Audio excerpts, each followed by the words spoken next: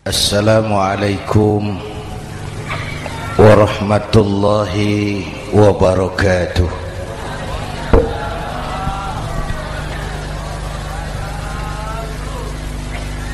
Alhamdulillahi wa kafa, wassalatu wassalamu ala sayyidina Muhammadin al-Mustafa wa ala alihi wa ashabihi ahli sidqi wal wafa, amma ba'du. Para ulama, para habaib, para masyayikh yang saya muliakan, yang terhormat Bapak Kapolres dan Bapak Dandim, Sahibul Bait, segenap keluarga besar Pondok Pesantren Raudhatul Muta'allimin Al-Aziziyah, bapak-bapak, ibu-ibu, hadirin hadirat ma'asyiral muslimin yang saya cintai. Saya bersyukur dapat menghadiri haflah Maulidin Nabiil Karim, dan saya bangga dan terharu dengan keberadaan Pondok Pesantren Raudhatul Muta'allimin Al-Aziziyah ini. Sekarang ini banyak orang bisa memberi contoh, tapi sedikit orang bisa menjadi contoh. Memberi contoh itu mudah, tapi menjadi contoh itu yang sulit. Oleh karena itu, pada kesempatan ini kita ingin mengambil contoh bagaimana Rasul melaksanakan perjuangan.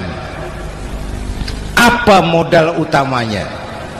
Saya sampaikan 3 sajalah, mudah-mudahan selesai 10 menit.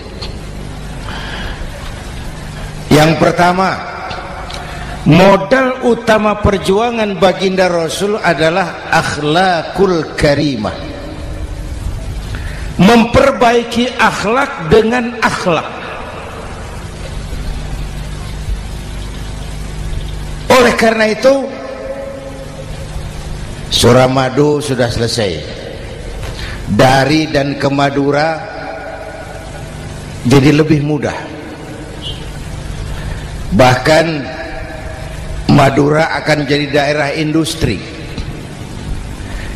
Tetapi yang kita ingin, Madura tetaplah Madura. Akhlak tidak boleh berubah. Zaman boleh berubah, akhlak tidak. Masa boleh berganti, tapi keyakinan tidak boleh mati. Nah, soalnya adalah kepada siapa kita harus berakhlak? Kita itu kan harus berakhlak kepada 2. Kita harus berakhlak pertama kepada Allah. Ini yang terpenting.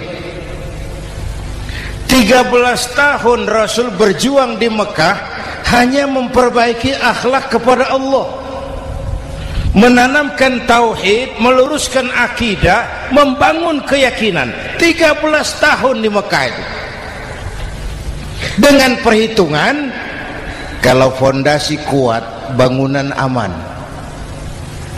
Kalau fondasi melenceng, bangunan bengkok. Kalau fondasi rapuh, bangunan runtuh.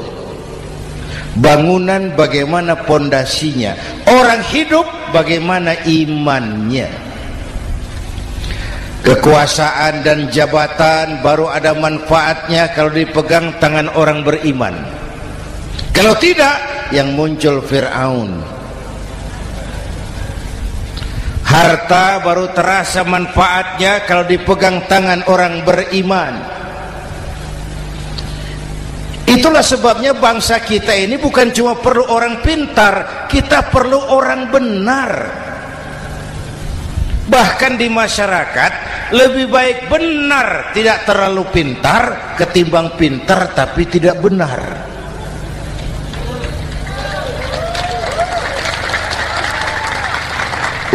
Kalau sudah pintar tidak benar, rusak rakyat itu Pak. Disuruh ngurus beras malah nimbun beras, ya.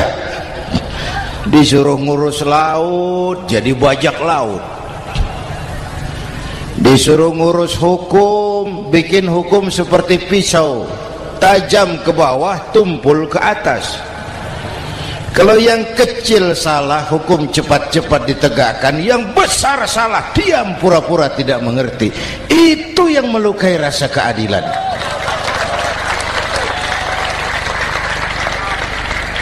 Mulai dari akhlak kepada Allah. Bagaimana cara berakhlak kepada Allah? Caranya dua. Pertama, jangan menyekutukannya dengan sesuatu pun.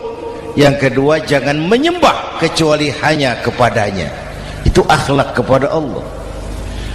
Konsisten, disiplin. Saya bersaksi tiada Tuhan selain Allah, maka saya tidak akan menyembah kecuali hanya kepada Allah. Saya tidak akan takut kecuali hanya kepada Allah. Saya tidak akan minta tolong kecuali hanya kepada Allah. Saya tidak akan melarikan persoalan kecuali hanya kepada Allah. Saya bersaksi Nabi Muhammad utusan Allah, Nabi terakhir. Tidak ada Nabi sesudah Nabi Muhammad. Harga mati, titik. Disiplin. Ada yang mengaku jadi Nabi, wajib tidak percaya. Disiplin. Sekarang ini kan bangsa kita disiplinnya lemah. Korupsi agak sulit diberantas karena pejabat kita takut atasan tapi nggak takut Tuhan.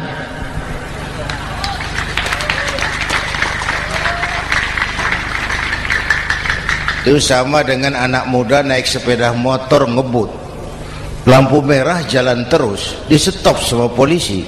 Break. Iya Pak. Minggir. Siap. SIM ada Pak. SNK ada Pak. Tahu kau lampunya merah? Tahu Pak. Kenapa lewat terus? Saya nggak tahu ada bapak. Itu disiplin kita. Tenang benar jawabnya, kayak orang nggak salah itu.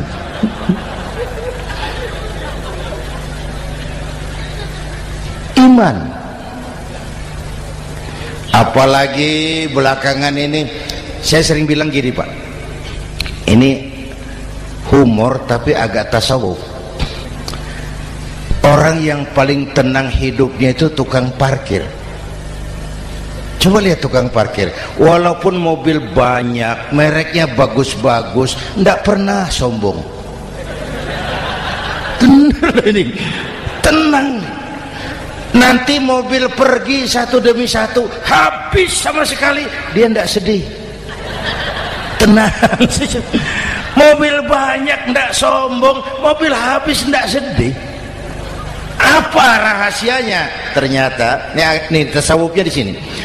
Tukang parkir tidak merasa memiliki, tapi merasa dititipi. Wah, itu.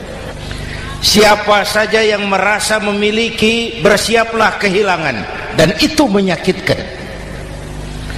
Tapi kalau merasa dititipi, jabatan, harta, anak, istri, semua titipan, hiduplah seperti tukang parkir. Pertama, titipan tidak boleh bikin kita sombong.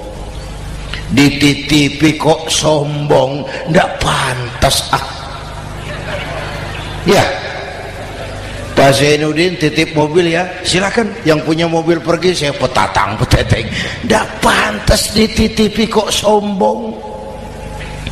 Ada orang dititipi jabatan oleh Allah sombong. Dititipi sombong. Ada enggak pejabat sombong? Ada, namanya Fir'aun.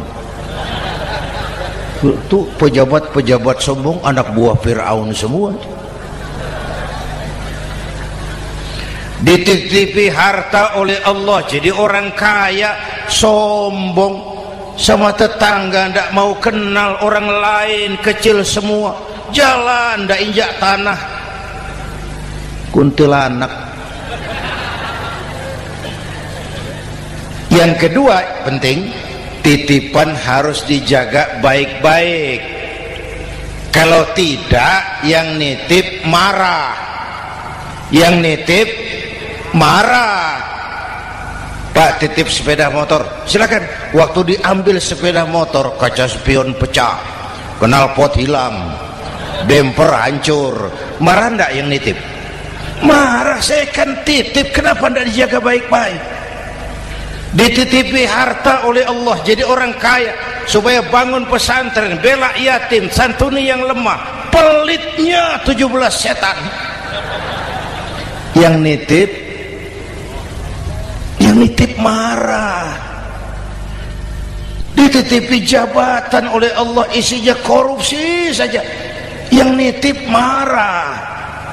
Nah, saya mau kasih lihat sekarang. Allah titip Indonesia. Allah titip Indonesia. Hai rakyat, ini Indonesia, aku titip, kata Allah. Sebentar, ada meja mau naik. Silakan, Mas. Iklan. Ya, terima kasih. Jangan disangka kalau disediakan air teh pidatonya jadi lama. Dekorasi ini kok. Sampai mana tadi? Hai rakyat, ini Indonesia, aku titip, kata Allah. Ini negara besar dan kaya. Titipan ini ditebus dengan keringat, air mata, darah, dan nyawa. Ini bedanya. Malaysia memang merdeka, tapi diberi Inggris. Singapura merdeka, diberi Inggris. Indonesia merdeka, keringat, air mata, darah, dan nyawa. Ini negara aku titip, kata Allah.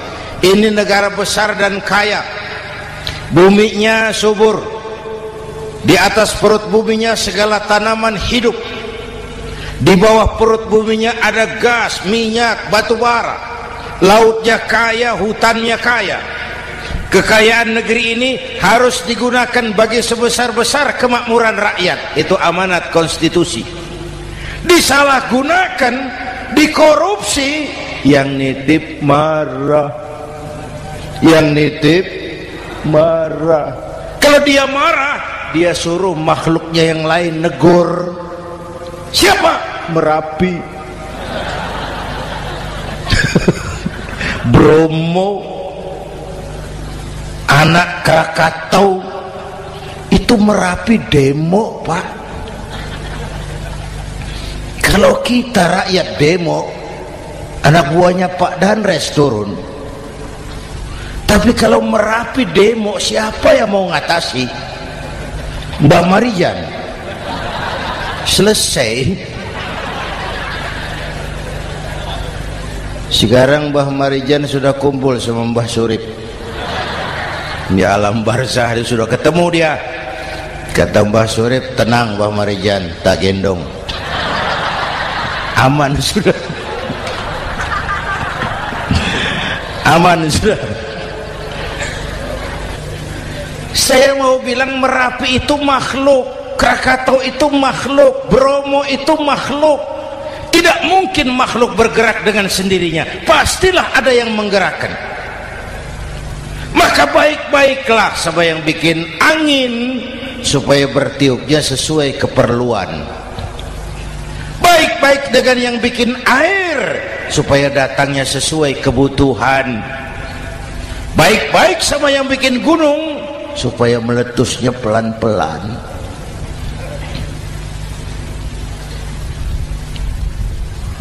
Bapak Ibu hadirin yang saya hormati, menjaga titipan. Jangan menyembah kecuali hanya kepadanya. Jangan menyekutukannya dengan sesuatu pun. Ayo, saya ngobrol kita.